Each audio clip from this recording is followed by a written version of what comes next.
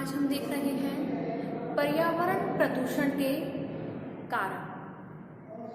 इससे पिछली वीडियो में हमने देखा था पर्यावरण प्रदूषण होता क्या है, कितने प्रकार का होता है, और आज की वीडियो में हम देख रहे हैं कि पर्यावरण प्रदूषण के प्रमुख कारण क्या है, कि किस कारण से पर्यावरण प्रदूषण फैलता है। पर्यावरण यानी कि हमारे चारों ओर का आवरण, हमारे स्थित चारों ओर का, हम जहाँ पर हम खड़े हैं और जिस वातावरण ने, जिस आवरण ने हमको चारों ओर से ढका हुआ है, वो हमारे चारों तरफ का जो वातावरण है वो हमारा क्या कहलाता है, पर्यावरण। और जब वहां पर प्रदूषण हो जाता है, गंदगी हो जाती है, तो उस चीज को हम क्या कहते हैं, पर्यावरण प्रदूषण। तो पर्यावरण प्रदूषण किस तरह से फैलता है, क्या कारण रहते हैं, तो इसके लिए सबसे पहले आता है हमारा कारखानों तथा वाहनों का धुआं। तो जैसे कि आपको पता है कि आजकल जो शहरों में औद्योगिक कल कारखाने खुल गए हैं, बड़ी बड़ी कंपनियां हैं, फैक्ट्रियां हैं, इनमें बड़ी बड़ी मशीनें होती हैं जिनसे कि दुर्गंध युक्त जहरीली गैसों के मिश्रित धुआं निकलता है, और वो धुआं बड़ी बड़ी चिमनियों के द्वारा ऊपर खुला छोड़ दिया जाता है, ऊपर छोड़ा जाता है, जिससे कि पूरा वातावरण प्रदूषित हो जाता है। वो धुआं जब चिमनियों के द्वारा ऊपर जाएगा और वो पूरे वातावरण में फैल जाएगा, तो वहां का जो आसपास का वातावरण है वो बहुत दूषित हो जाएगा, प्रदूषित हो जाता है। और जो जहरीली गैसें निकलती हैं, जो जहरीला धुआं निकलता है, पूरे वातावरण में फैल जाता है, और उस जब वातावरण फैल जाएगा तो वहां पर आसपास में जो रहने वाले लोग होते हैं वो सांस लेते हैं, तो सांस के साथ वह व्यक्ति के अंदर जाता है, जिससे कि व्यक्ति का स्वास्थ्य खराब हो जाता है, जहां तक कि कभी कभी से मानसिक बीमारियां भी हो जाती हैं। तो इस प्रकार से जो कारखानों और वाहनों का धुआं है, ये पर्यावरण को प्रदूषण करने में एक महत्वपूर्ण कारक है। इसके बाद आता है औद्योगिक अपशिष्टों का दोषपूर्ण निकासी, यानी कि औद्योगिक जो कारखाने होते हैं, इनके जो गंदगी होती है, गंदा पानी है, अपशिष्ट पदार्थ है, कचरा है, गंदगी है, तो इनको जो कल कारखाने होते हैं, कंपनियां होती हैं, इनको बड़े बड़े नालों, नदियों में प्रदूषित यानी कि प्रवाह कर देते हैं, विवाह देते हैं, जिससे कि वहां का जल खराब हो जाता है, पीने योग्य नहीं रहता है। जहां तक कि कभी कभी जो कोई जीव जंतु भी पी लेते हैं तो वो भी उस गंदे जल को, प्रदूषित जल को पी करके मर जाते हैं। कभी कभी जो लोग होते हैं मरे हुए जीव जंतुओं को भी पानी में डाल देते हैं, जिससे कि पानी पीने लायक नहीं रहता है, और उस पानी को अगर व्यक्ति पीते हैं तो बीमार हो जाते हैं, उनका शारीरिक स्वास्थ्य खराब हो जाता है। अगला है नदियों में गंदे नालों की निकासी। जैसे कि जो बड़ी बड़ी नदियां हैं, इनमें नालों में गंदगी रहती है, और इन नालों को नदियों के साथ जोड़ दिया जाता है कि जो नालों की जो गंदगी है वो नदियों के साथ प्रवाहित हो जाए। तो इसके कारण नदियों का, नालों का पानी तो गंदा होता ही है, और नालों के साथ साथ जो नालों का पानी को हम नदियों में मिला देंगे तो नदियों का पानी भी खराब हो जाता है, पीने लायक नहीं रहता है। अगला है उद्योगों से फैलने वाली दुर्गंध। जो उद्योग होते हैं, कारखाने होते हैं, फैक्ट्रियां होती है, प्लास्टिक की फैक्ट्री होती है, इनसे एक अजीब सी दुर्गंध होती है।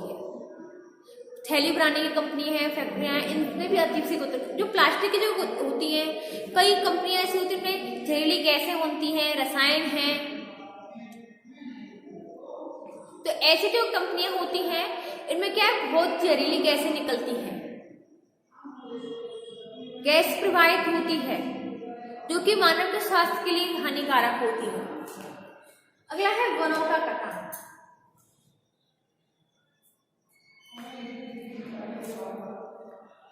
वनों का कटान यानी कि पर्यावरण को जो हमें स्वच्छ बनाना है तो हमें अधिक से अधिक पेड़ लगाने होंगे, लेकिन हम पेड़ों को अधिक काट रहे हैं, क्योंकि व्यक्ति को रहने के लिए आवास चाहिए, औद्योगिकरण हो रहा है, इस औद्योगिकरण के साथ साथ नगरीकरण भी हो रहा है।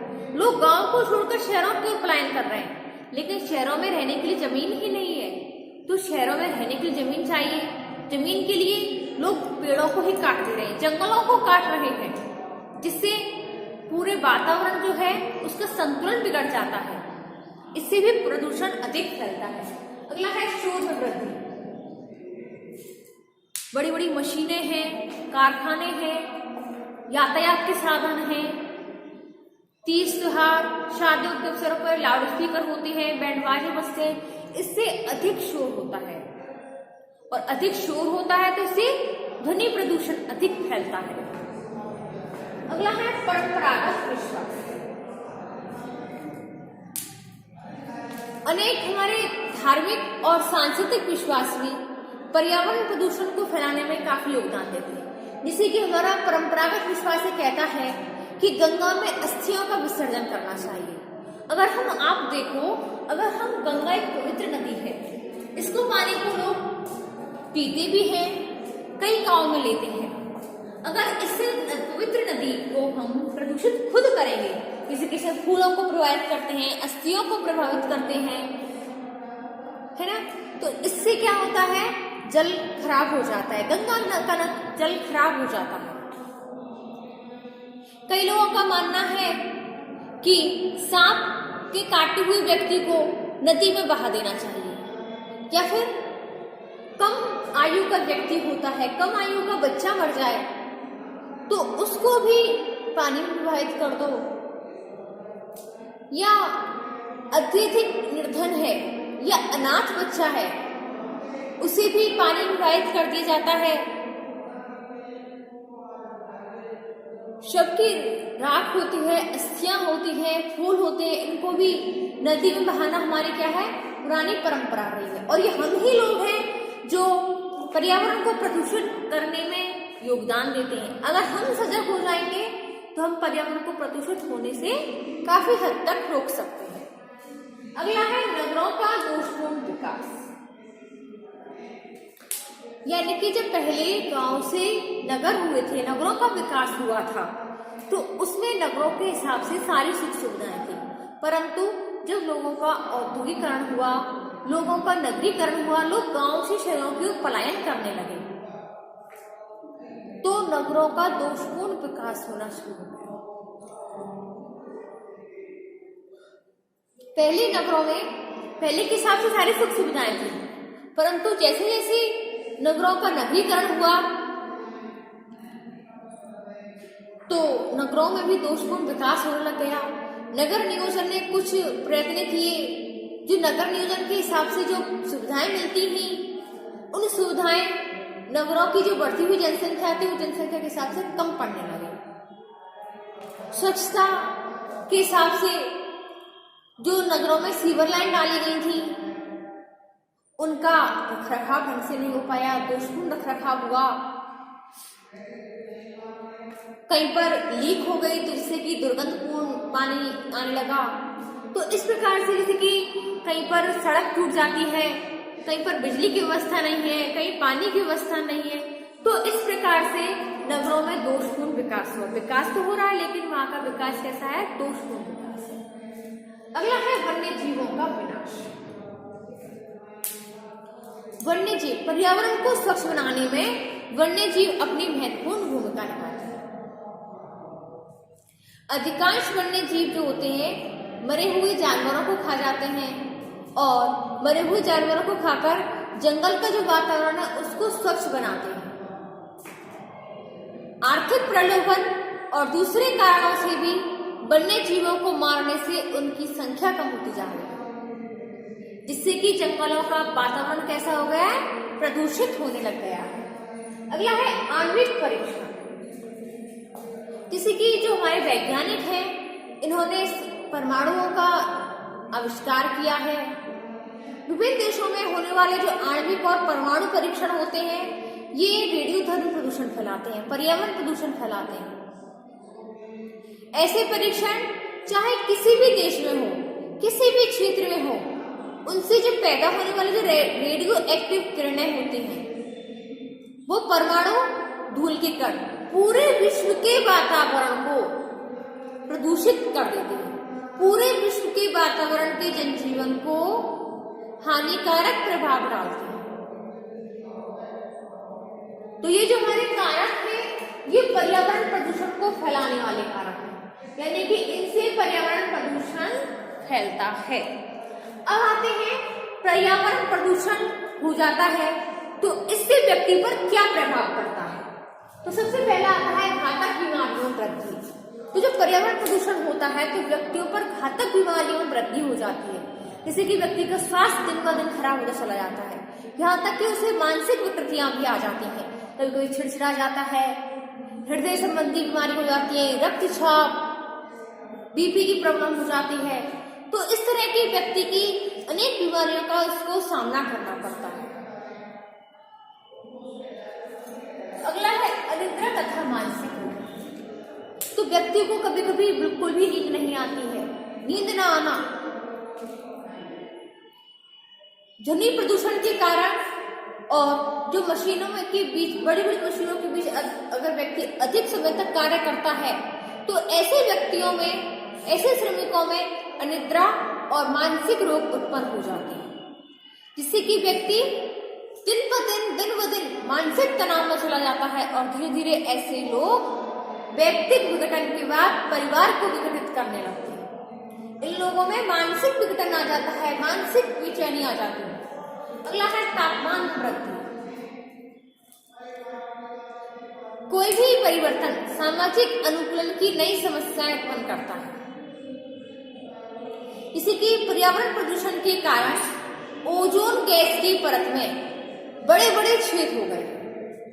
जो ओजोन परत में बड़े बड़े छेद हो जाने के कारण,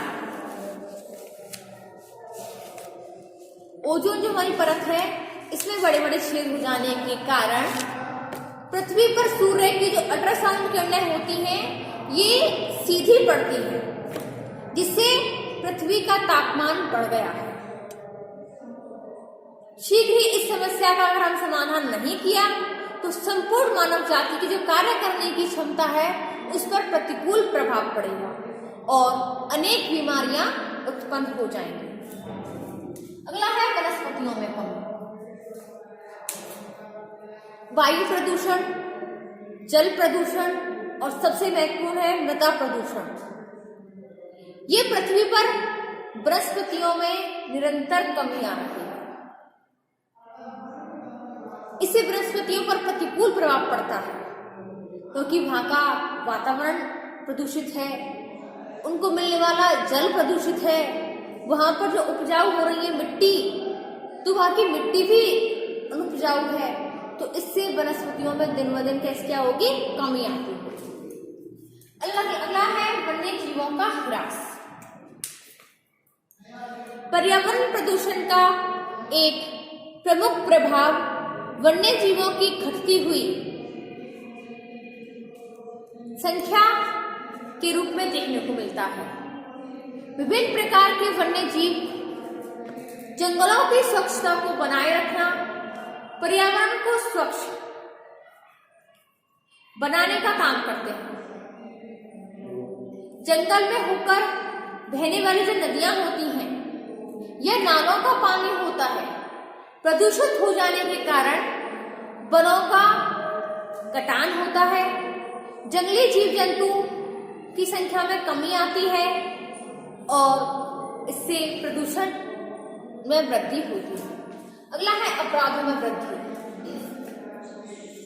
मनोवैज्ञानिक और समाजशास्त्रियों के अनुसार ध्वनि प्रदूषण अपराधों में वृद्धि करने वाला एक प्रमुख कारण है। जो व्यक्ति बहुत अधिक शोर के बीच रहते हैं उनमें मानसिक तनाव इतने अधिक बढ़ जाते हैं वो सरलता से ही अपराधों की ओर बढ़ते चले जाते हैं। गांव की अपेक्षा नगरों में और नगर की अपेक्षा बाहरी बस्तियों की तुलना में कारखानों के आसपास के जो क्षेत्र होते हैं वहां पर अपराधों की जो दर होती है वो बहुत अधिक पाई जाती है। अगला है प्रदूषित फलों का उत्पादन। मृदा प्रदूषण का जो प्रभाव है ये प्रदूषित फसलों का उत्पादन होता है। इससे मानव जीवन को प्रतिकूल रूप से प्रभावित किया।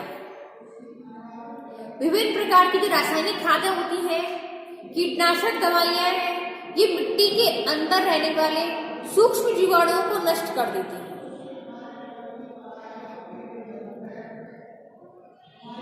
अगला है पारिवारिक विघटन।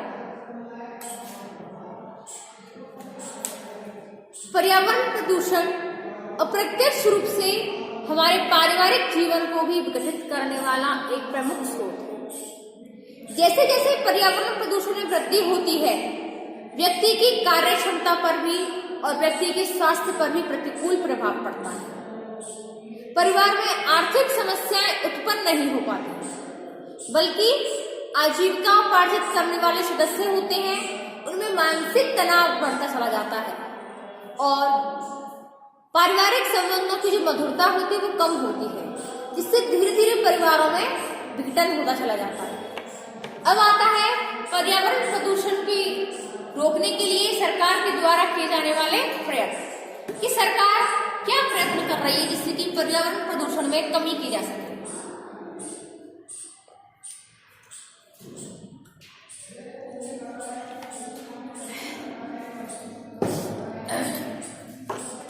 उसमें सबसे पहले आता है पर्यावरण संरक्षण कानून। पर्यावरण संरक्षण कानून तो केंद्र तथा राज्य सरकार भारत में पर्यावरण संरक्षण के लिए अनेक नियम लागू किए हैं, जिसमें सबसे पहले आता है वन्य जीव अधिनियम,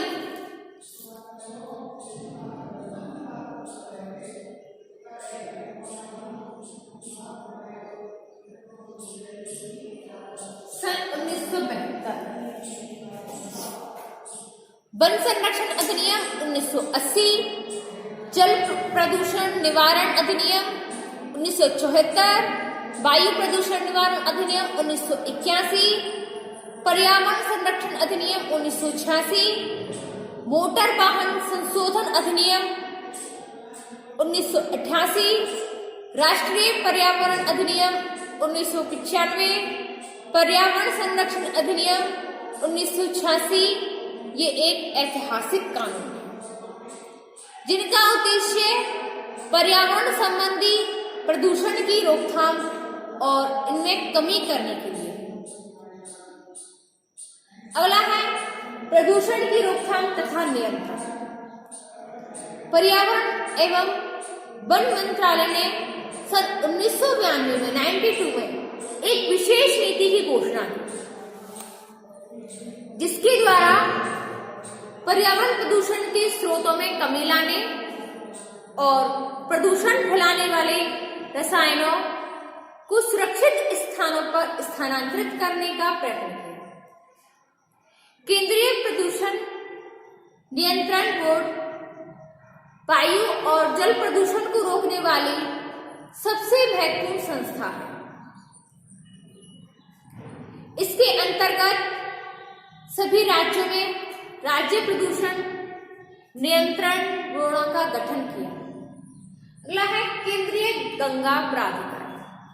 सरकार ने सन 1985 में केंद्रीय गंगा प्राधिकरण की स्थापना की, जिसका उद्देश्य गंगा की सफाई के लिए बनाई गई योजनाओं को प्रभावपूर्ण ढंग से लागू करना था। इस प्राधिकरण का उद्देश्य गंदे कचरे और सीवर लाइन के विषाक्त पानी को गंगा में गिरने से रोकना था। अगला है राष्ट्रीय वृक्षारोपण और पारिस्थितिकीय विकास बोर्ड। इसके अनुसार वृक्षारोपण में वृद्धि करना, राष्ट्रीय अभयारण्यों में जनजीवन को सुरक्षित करना, वनों का संरक्षण करना, सामाजिक वानिकी का विस्तार करना, सामाजिक वानिकी के अंतर्गत सड़कों, रेल मार्गों के दोनों ओर खेतों की मेड़ों पर वृक्षारोपण करके पर्यावरण में सुधार लाना है। अगला है वन नीति में संशोधन। सन 1908 में भारत की जो पुरानी वन नीति को संशोधित करके उसे एक ऐसा रूप दिया जाए जिससे वन संपदा का अधिक से अधिक संरक्षण किया जा सके। मृदा प्रदूषण को नियंत्रण में रखा जा सके, रेगिस्तानी क्षेत्रों में होने वाली वृद्धि को रोका जा सके।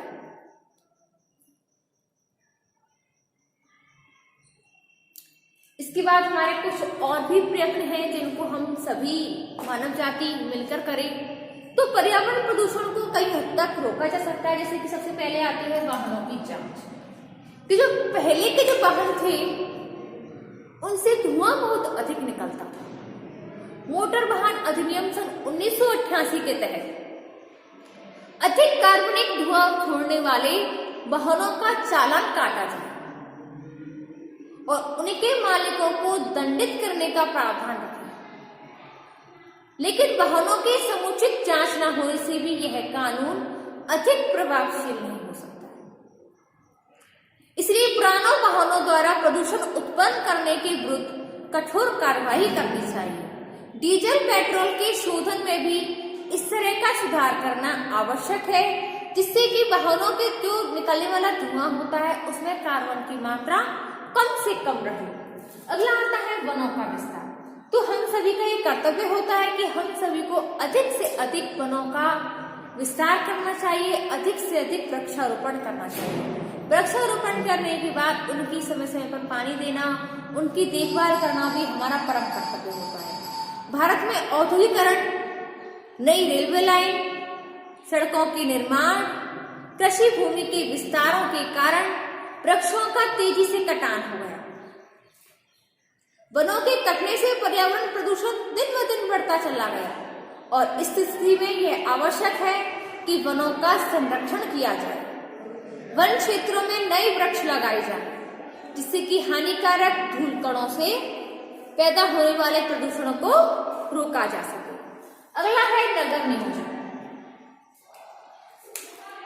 नगरों के नियोजित विकास से भी पर्यावरण प्रदूषण को रोका जा सकता है।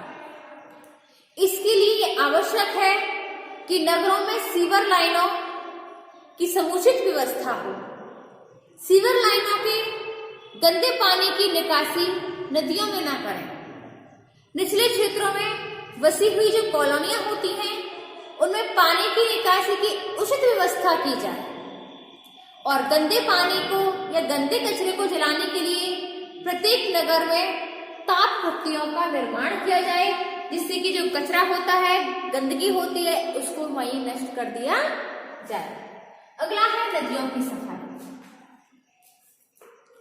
सरकार ने सन 1985 में गंगा विकास प्राधिकरण को स्थापित करके एक प्रशंसनीय कार्य शुरू किया, लेकिन सरकारी कार्यों में लापरवाही के कारण गंगा के जल को स्वच्छ करने में कोई सफलता नहीं मिल सकी। जल प्रदूषण की समस्या का समाधान करने के लिए केवल गंगा का ही नहीं बल्कि सभी नदियों की सफाई करना बहुत आवश्यक है।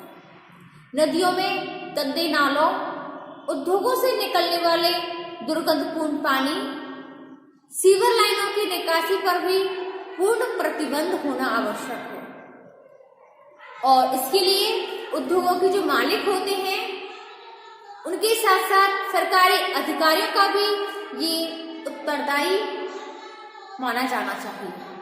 अगला है कीटनाशक दवाओं का संतुलित। कृषि की उपज को बढ़ाने के लिए कीटनाशक दवाओं और रासायनिक खादों का उपयोग करना आवश्यक होता है, लेकिन इनका समुचित उपयोग करने के लिए ग्रामीणों को प्रशिक्षित करना भी आवश्यक होता है। अगला है पर्यावरण शिक्षा।